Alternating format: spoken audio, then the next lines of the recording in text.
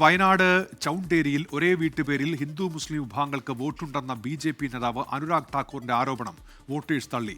ചൗണ്ടേരി എന്ന വീട്ടുപേരിൽ വള്ളിയമ്മയ്ക്കും മറിയത്തിനും വോട്ട് വന്നതിനുള്ള യഥാർത്ഥ കാരണം ഇതൊരു സ്ഥലപ്പേരായതുകൊണ്ടാണ്. കണിയാമ്പറ്റ പഞ്ചായത്തിലെ 7-ാം വാർഡിലാണ് ഈ വോട്ടേഴ്സ് ഉള്ളത്. ചൗണ്ടേരി എന്നുള്ള പേരാണോ? ചൗണ്ടേരി വീട്ടുപേരാണോ? ചൗണ്ടേരി വീട്ടുപേരാണോ? ഈ നാടിന്റെ പേരാണെന്ന് പറയുന്നത്? ഈ നാടിന്റെ പേര് തന്നെ. അതിൽ എല്ലാ വിഭാഗത്തിൽപ്പെട്ട ആൾക്കാരുണ്ടോ? എല്ലാം ഉണ്ട്.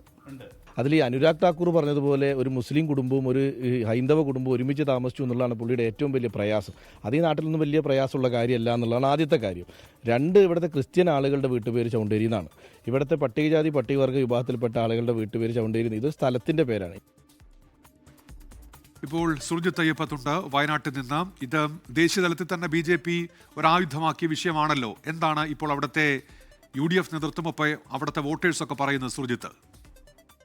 ഉന്മേഷ്, അനുരാഗ് ഠാക്കൂർ ഉന്നയിച്ച ആരോപണങ്ങൾ ഒരു തരത്തിലും സാങ്കത്യമുള്ളതല്ല എന്ന് തെളിവാകുന്ന ഒരു സംഭവമാണ് ഇന്ന് ചൗണ്ടേരിയിൽ കണ്ടത്. ചൗണ്ടേരി എന്ന് പറയുന്ന സ്ഥലം അത് നേരത്തെ ചാമുണ്ടേശ്വരി എന്ന പേരുള്ള ഒരു ചാമുണ്ടേശ്വരി കുന്ന് എന്ന പേരുള്ള പ്രദേശമായിരുന്നു.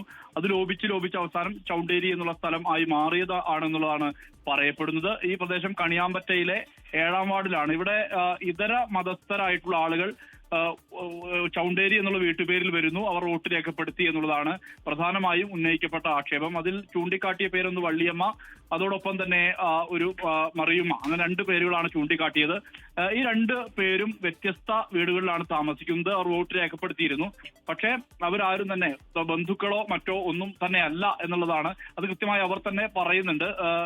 സുഹൃത്തുക്കളാണ്, അതിനപ്പുറത്തേക്ക് ബന്ധങ്ങളില്ല എന്നുള്ളതാണ്. ആ പ്രദേശവാസികളുടെ പേര് തന്നെയാണ് വീട്ടുപേരും ആയിട്ടുള്ളത്. അതുകൊണ്ട് തെറ്റിദ്ധരിച്ചാണ് ഇത്തരത്തിലൊരു പ്രസ്താവന വന്നിട്ടുള്ളത് എന്നുള്ളതാണ് പറയപ്പെടുന്നത്.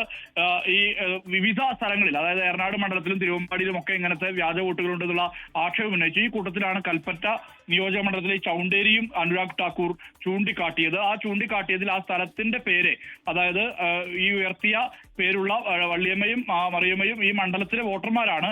ചൗണ്ടേരി എന്ത് വീട്ടുപേരല്ല, ഒരു നാടിന്റെ പേരാണ്. അതുകൊണ്ട് തന്നെ ഈ ആരോപണം നിലനിൽക്കുന്നതല്ല എന്നുള്ളത് കൃത്യമായി തന്നെ പറയേണ്ടി വരും. അതൊരു അന്വേഷണത്തിന്റെ ഭാഗമായി നടത്തിയ ഒരു ആക്ഷേപമായി കാണാൻ കഴിയില്ല എന്നുള്ളത് തന്നെയാണ് പ്രദേശത്ത് നമ്മൾ പോയപ്പോൾ മനസ്സിലാക്കിയ കാര്യം.